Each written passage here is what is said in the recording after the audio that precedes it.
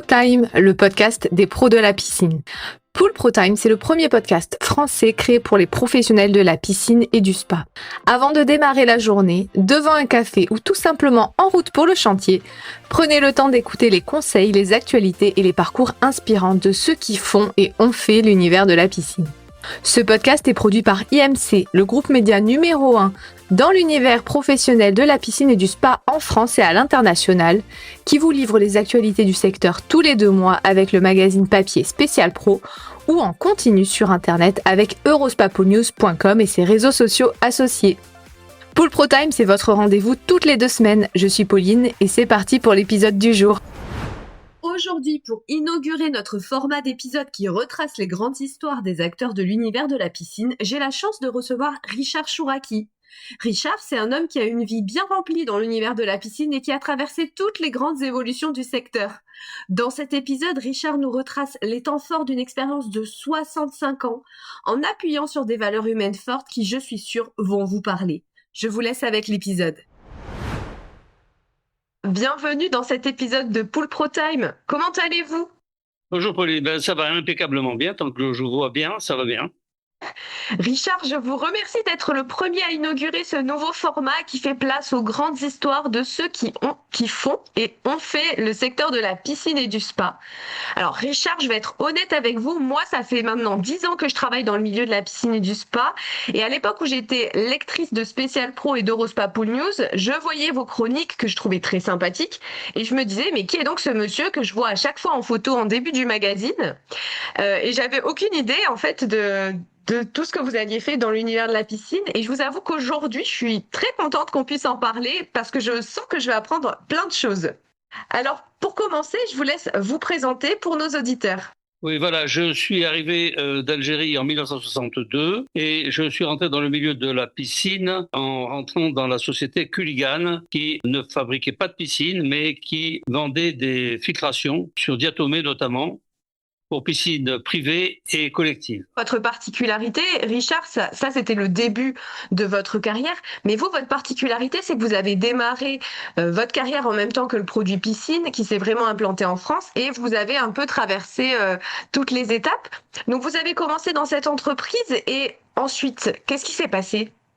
Voilà, donc Culligan a évolué très favorablement. Je me suis passionné dans le traitement de l'eau. Et notre PDG de l'époque, Alain Brenos, nous a demandé à 5 cadres de donner notre démission pour créer une société qui s'appelait Puraqua. Puraqua était une nouvelle société qui devait vendre du matériel de traitement de l'eau pour l'eau potable et également les piscines. Et c'est là où je me suis intéressé aux piscines. Malheureusement, Puraqua a déposé le bilan et j'ai dû créer ma propre société pour représenter les produits Chemoform. Chemoform était fabriqué en Allemagne. Chemoform existe toujours en Allemagne, à Wendingen. Et j'ai commencé à vendre des produits pour collectivités dans des piscines municipales où il n'y avait pas du tout de produits d'entretien spécifiques pour piscine. Et là, il y a eu vraiment une demande, tant sur le plan de l'entretien que sur le plan de la désinfection. Je me suis intéressé bien sûr à la désinfection de l'eau. Et là, de fil en aiguille, je me suis intéressé à la piscine privée qui démarrait très fort dans les années 72 par là, où la société Florida a importé des panneaux en acier des États-Unis, un certain monsieur Audier, qui a inondé un peu la France avec des concessionnaires Florida pour créer donc des piscines privées qui démarraient à peine en France. Donc les piscines se faisaient à l'époque, mais elles étaient toutes en béton et faites par des sociétés donc de construction de renom. Voilà un peu comment ça a commencé la piscine en France. Et vous avez observé justement les débuts à travers votre activité chez Chemoform, c'est ça ? Voilà, au début donc chez Chemoform et ensuite j'ai créé ma société avec une participation de Chemoform qui s'appelait Hydrochim. Là, nous avons fabriqué à Saint-Germain-en-Laye des produits pour piscine que nous revendions donc aux pisciniers d'une part et aux piscines collectives d'autre part. À l'époque, il existait environ 5 à 600 piscines collectives en France, donc pas beaucoup, et très peu de piscines privées Donc le démarrage a été très très long. Par contre, les concessionnaires qui vendaient des piscines modulaires se sont démultipliés et il y a eu des très bons professionnels qui ont fait des choses fantastiques et puis au contraire, des gens qui se sont lancés dans la piscine sans rien connaître du tout et qui ont fait quand même des bassins qui étaient plus des grosses baignoires que des piscines. Donc tout ça, ça s'est bien formulé. Et dans les années, donc, je vous dis, 75-76, où nous avons assisté vraiment à un développement important de la piscine privée. Et du coup, dans la suite de votre carrière, donc vous étiez à la direction de l'entreprise que vous avez créée, c'est ça? Que vous avez revendu par la suite? Voilà, au départ, j'ai créé cette société Hydrochim dans la région parisienne. Ensuite, nous avons déménagé à Amboise grâce à Monsieur Michel Debré qui nous a accueillis et qui a organisé notre arrivée en zone industrielle d'Amboise. Et d'une petite société qui faisait 3 personnes, je l'ai vendue en l'an 2000, alors qu'elle avait plus de 200 personnes, à la société Olin qui fabrique le HTH aux États-Unis. Quelle aventure! Et depuis les années 2000, qu'est-ce que vous faites, Richard? Voilà. Alors donc, vu le développement donc de la piscine qui a été pour moi un véritable parcours très intéressant où j'ai rencontré des gens merveilleux, des vendeurs fantastiques, des amis également, puisque dans ce milieu, on a donc créé la chambre syndicale de la piscine, dont j'ai été administrateur. Et maintenant, ça se passe très très bien, où je suis simplement un observateur, bien sûr. Hein. Et la piscine a pris une extension énorme grâce donc à des gens comme Jean Desjoyaux, par exemple. Et Jean Desjoyaux était quelqu'un qui avait une entreprise de béton. Il fabriquait des grandes surfaces pour Casino, par exemple, et il s'est intéressé à la piscine en faisant d'abord sa propre piscine, en faisant des panneaux béton, donc qui étaient très lourds. Par contre, des piscines qui carrelaient sur le béton et qui étaient très très bien construites. Malheureusement, il fallait beaucoup de temps pour construire ces bassins. Jean Desjoyaux a eu la chance d'avoir un fils sensationnel qui, lui, a développé non plus les panneaux en béton, mais des panneaux en plastique. Et là a été le grand développement de la piscine démontable et construite en une semaine. Ces gens-là ont inondé le marché avec d'autres piscines, bien sûr, qui étaient des piscines Everblue, des piscines Cielon d'Azur, des piscines. Et c'est comme ça que le marché français est devenu le numéro 1 en Europe. Je parle de la piscine privée. La piscine collective, elle, a été plus longue à démarrer et il y a eu dans les années 80 un plan des 1000 piscines. Et là, les municipalités ont eu des aides très importantes de l'État et ont construit ces piscines qui étaient donc, c'était un concours où les 1000 piscines, enfin ça représentait environ 3 types de piscines et elles ont été construites très très rapidement en France. Et là, la piscine collective a vraiment été un grand débarrage pour la France et les enfants ont pu apprendre à nager. Donc pratiquement dans toutes les communes de France. Je crois que vous avez vraiment vu défiler plusieurs années dans cet univers. Donc il y a eu cette grande période-là jusqu'aux années 80 où on a commencé la démocratisation. Selon vous, c'était quoi les autres grandes périodes qui ont été marquantes dans le secteur en France? Alors, il y a eu une période intéressante avec la société Difasur.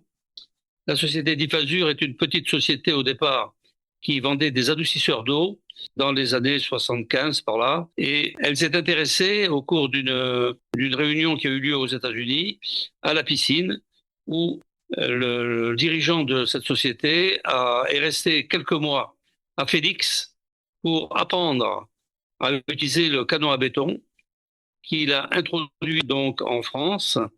Et la société Difasur est devenue la société la plus importante de piscines privées et qui a fait ensuite des parcs aquatiques avec bien sûr des campings importants. Et maintenant, cette société est le leader dans la piscine béton, qui fabrique entre 500 et 600 piscines par an, avec quelques agences en France, plus bien sûr les quelques grosses piscines qui sont des piscines de camping. Et aujourd'hui, il n'est pas question d'ouvrir un camping s'il n'y a pas de piscine. Oui, c'est vrai. Et du coup, après tous ces lancements marqués par des sociétés qui ont justement renforcé le parc de piscines en France, on va dire que tout le secteur s'est dynamisé parce qu'il a fallu plus d'équipements, plus de produits pour l'entretien, plus de personnes. Et c'est tout ce qui a fait qu'aujourd'hui, la France est le premier marché européen, deuxième ou maintenant, je crois, troisième marché mondial. Et ça, c'est assez phénoménal. Et depuis donc les années 2000 où vous avez vendu votre société, vous, il me semble que vous êtes resté quand même dans l'univers de la piscine en tant que consultant, notamment parce que vous avez quand même une grosse expérience dans la création, la gestion d'entreprises dans le secteur. Et depuis les années 2000, comment vous voyez justement l'univers de la piscine en France? Est-ce que ça s'est stabilisé? Est-ce que ça a continué selon vous avec justement beaucoup d'innovation? Comment vous voyez les choses depuis le 21e siècle, on va dire? Alors, il faut dire qu'au début, disons qu'on était tous un petit peu des artisans. On cherchait les meilleures solutions, d'une part pour construire des piscines, d'autre part, il y avait des systèmes de filtration à cartouches, à diatomée, à sable. On maîtrisait pas vraiment tous les matériels qui étaient sur le marché.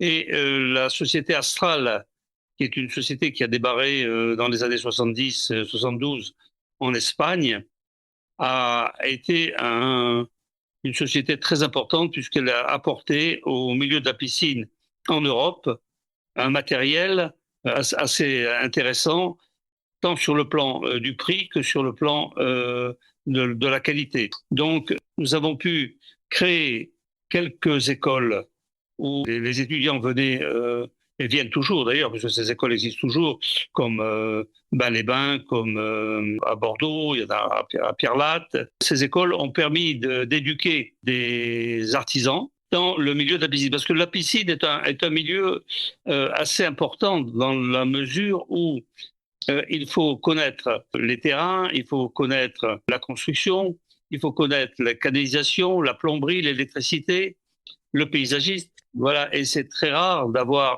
quelqu'un qui a tous ces atouts. C'est un métier complet, il faut être curieux et investi surtout, c'est vrai. Au début, bien sûr, il y a eu énormément de gens qui ont déposé le bilan parce que, justement, les bassins étaient construits d'une façon un peu aléatoire. Néanmoins, il y a eu des gens comme Guy Mémin à Lyon, des gens comme Duvert à Bordeaux, des gens comme Cialon d'Azur à Paris, qui se sont vraiment investis dans ce milieu-là, avec ces personnes qui étaient quand même du croire, qui étaient aussi des gens, des instructeurs, on va dire, parce que ils ont participé à des formations. On a créé tout un réseau de pisciniers qui aujourd'hui représente maintenant le fleuron un petit peu de la piscine en France, où on n'a plus d'artisans qui viennent faire des piscines sans rien connaître. Parce qu'avant, il est certain qu'un simple électricien ou un simple maçon pouvait vendre des piscines et c'était toujours des problèmes, des procès. Et il a fallu passer par là pour arriver aujourd'hui à des chantiers qui sont vraiment conformes à la législation. Il faut dire une chose aussi très importante, c'est que le ministère de la Santé en France, dans les années 80, a créé des normes.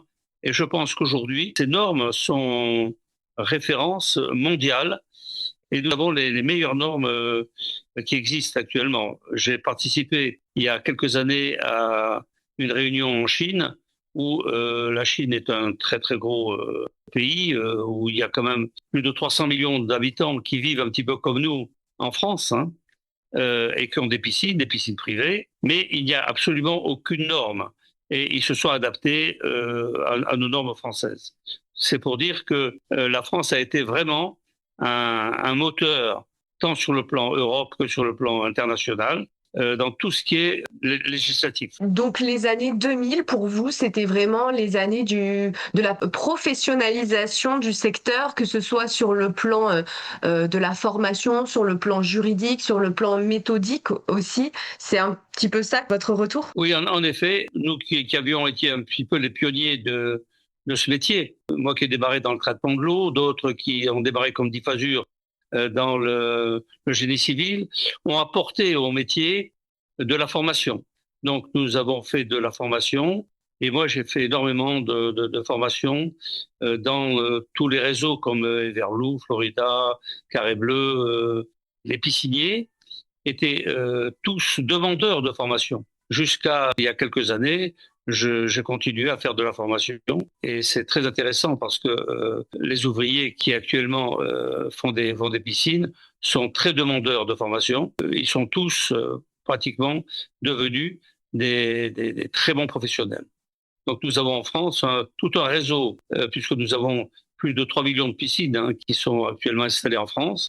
Le potentiel humain qui s'occupent des piscines aujourd'hui, on peut dire qu'ils sont formés non seulement par les fabricants, mais également par les autorités qui ont en œuvre des normes et qu'on doit respecter obligatoirement. Et à l'international, vous avez aussi observé toutes les évolutions du secteur piscine. Qu'est-ce qui s'est passé sur l'international? Je pense que la France, d'après ce que vous me dites, a vraiment tiré peut-être l'Europe vers le haut côté piscine. Oui, sur le plan international en Europe, l'Italie, qui est un très bon secteur, puisque l'Italie du Sud, il fait très beau et une grosse demande de piscine également. L'Italie a participé aussi avec des sociétés très intéressantes et très bien formées. L'Allemagne a été aussi un secteur aussi très important et tout s'est développé dans les années 80-90 et en 2000, bien sûr, tout s'est régulé avec des salons en Allemagne, en Espagne et en France, où le salon de Lyon est devenu le premier salon mondial de la piscine. Il est certain qu'avant, en 2000, bien sûr, on allait tous au salon aux États-Unis pour prendre un petit peu leur technique. Les Américains nous ont devancés sur le plan technique, mais nous les avons rattrapés. Merci Richard pour toutes ces informations sur le secteur. Et maintenant, j'aimerais rentrer un petit peu plus en détail sur vous, votre expérience de créateur et de gérant d'entreprise dans l'univers de la piscine. Quand vous avez créé et géré Hydrochim, est-ce que vous pouvez nous partager peut-être une anecdote ou la situation la plus folle en fait que vous ayez vécue vraiment professionnellement, ce qui vous a le plus marqué? Alors, chez Hydrochim, moi, je m'occupais surtout du traitement de l'eau, puisqu'on fabriquait et on conditionnait donc des produits de piscine. Et c'est vrai que à un moment donné, et encore aujourd'hui d'ailleurs, il n'y a que le chlore qui vraiment est vraiment le désinfectant universel pour traiter les piscines. Même des piscines qui sont traitées dites au sel, le sel passe par une électrolyse et produit du chlore. Donc, même les gens qui disent aujourd'hui j'ai une piscine au sel, c'est pas tout à fait exact puisque elle est traitée vraiment au chlore. Donc aujourd'hui, il y a que le chlore vraiment permet de désinfecter les autres piscines. Mais par contre, dans les années 2000 justement, une société distribue un produit qui devait révolutionner le marché avec le PHMB. Le PHMB est un produit désinfectant qui servait surtout à désinfecter des salles d'opération, des abattoirs et qui devait justement désinfecter également les piscines. Ce produit a été injecté dans les piscines. Bien sûr, c'était un très bon désinfectant, mais ce qu'on avait oublié, c'est que les bactéries, ce sont de la matière. Et cette matière, et à un moment donné, il faut l'oxyder, il faut la brûler. Et quel que soit le désinfectant qui va tuer les bactéries, ne va pas dégrader la matière. Donc on a assisté pendant des années à ce que ces genres de produits fabriqués par la société anglaise de renom chimique, qui était une très très grosse société. Et voilà l'anecdote que je peux citer, c'est que toutes ces piscines, à un moment donné, sont devenues troubles Et quand l'eau devient trouble, il est certain que on peut difficilement se baigner. Les piscines municipales ont voulu également traiter avec ce genre de produit pour éviter le chlore. Et il a bien fallu vider toutes ces piscines municipales. Ça a été vraiment une époque difficile où, que le ministère décide d'interdire ce produit, il y a eu quelques années. Et ça a été une anecdote que nous avons vécue en direct. Alors moi, j'ai été assez content parce que il a fallu beaucoup de chlore pour rattraper ces piscines.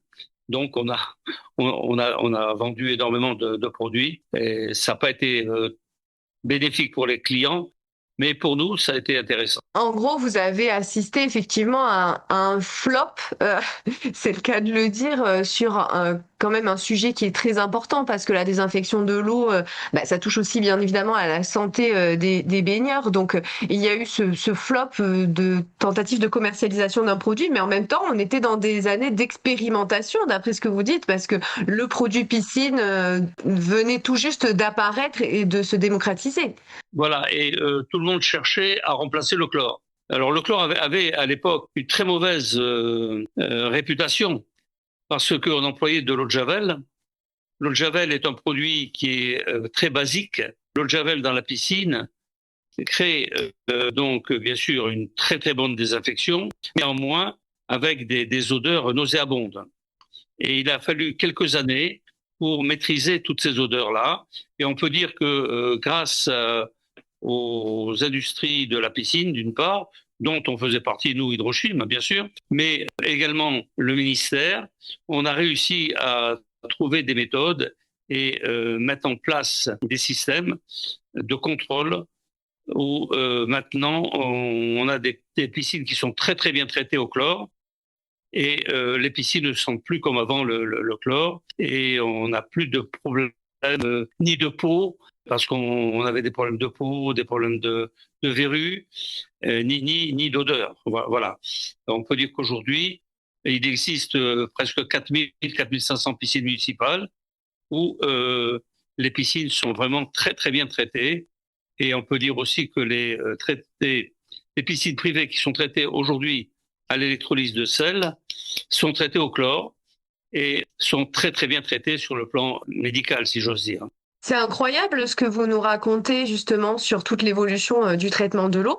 Vous, à la base, vous aviez une formation de chimiste ou vraiment vous avez appris sur le tas en étant accompagné et en observant aussi toutes les évolutions réglementaires? Oui, en effet, on a participé à plusieurs réunions au ministère de la Santé parce que on a rencontré à ce ministère des gens qui sont très intéressés et qui se sont donnés vraiment pour le métier de cette piscine, qui était au départ vraiment un petit métier, quoi, qui a évolué d'année en année, grâce aussi, bien sûr, à l'évolution quand même du climat.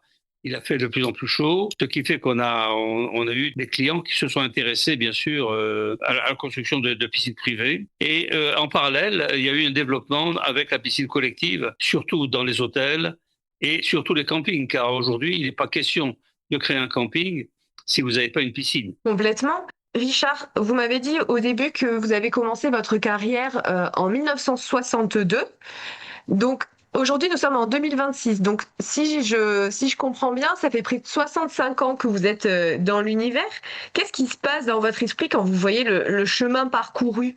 Oh ben, je trouve que c'est merveilleux, c'est formidable, que je recommence très bien, que j'ai rencontré dans ce milieu des gens fantastiques, des vendeurs formidables, parce que il fallait d'abord être vendeur pour pouvoir faire accepter l'investissement de ces piscines. Donc j'ai rencontré des gens merveilleux qui n'étaient pas simplement vendeurs, qui respectaient leur clientèle. Pour la plupart pratiquement de gens que j'ai connus, il y avait des margoulins, bien sûr.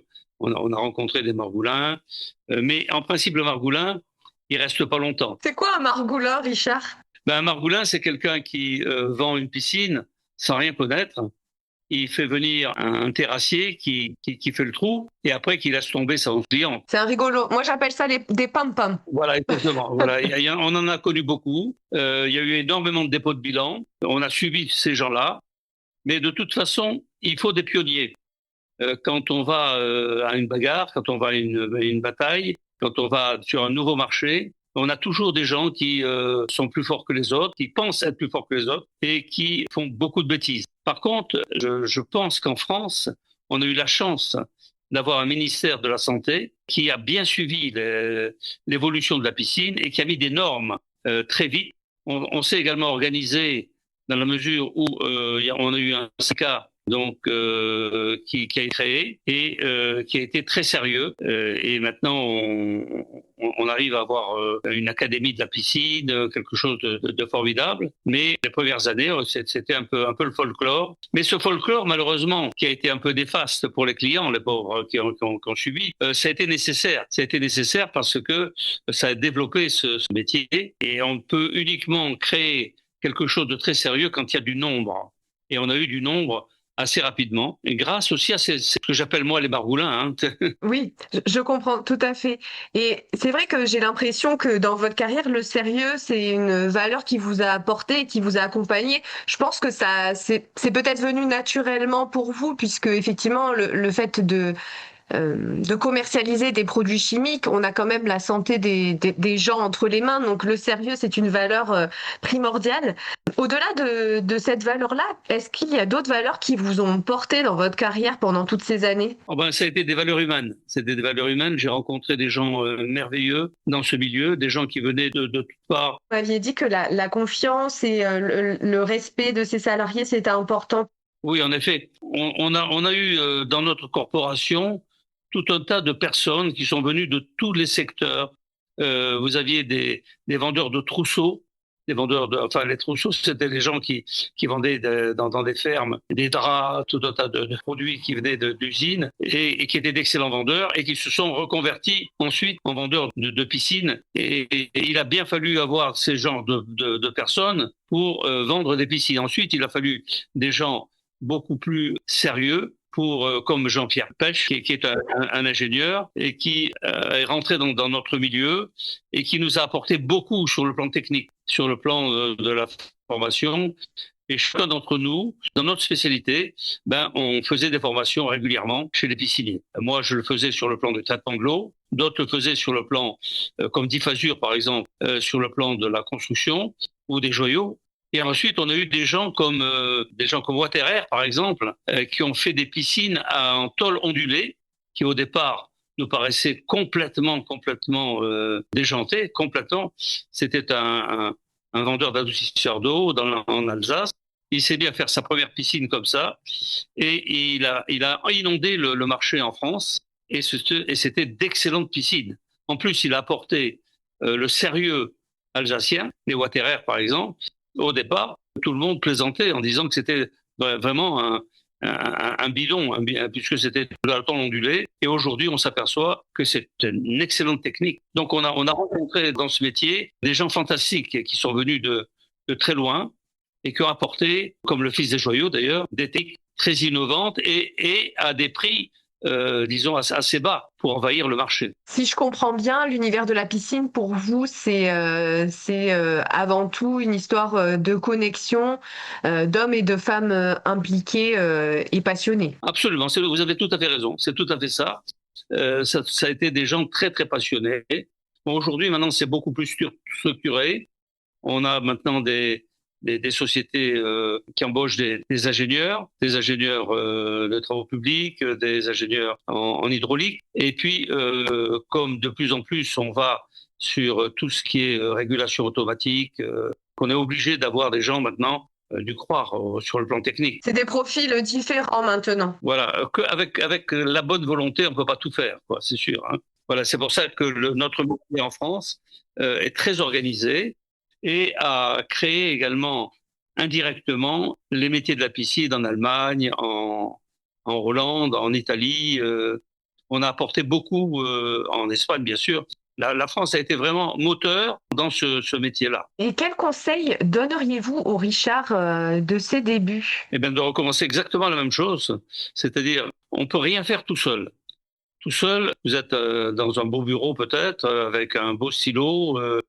Il faut avoir des collaborateurs qui participent avec vous au développement de la société. Pour ma part, j'ai créé donc cette société tout seul et je l'ai vendue avec 220 personnes. Ce qui fait que ça a été pour moi une véritable victoire parce que tous les gens que j'ai embauchés, que j'ai connus, que j'ai formés et qui m'ont formé aussi parce que on reçoit également des informations de toutes parts. J'ai obtenu, moi, aussi bien du personnel féminin que masculin, parce que j'avais des chimistes, j'avais beaucoup de manipulateurs et des gens qui travaillaient donc très très dur à l'emballage, donc des différents produits, au conditionnement.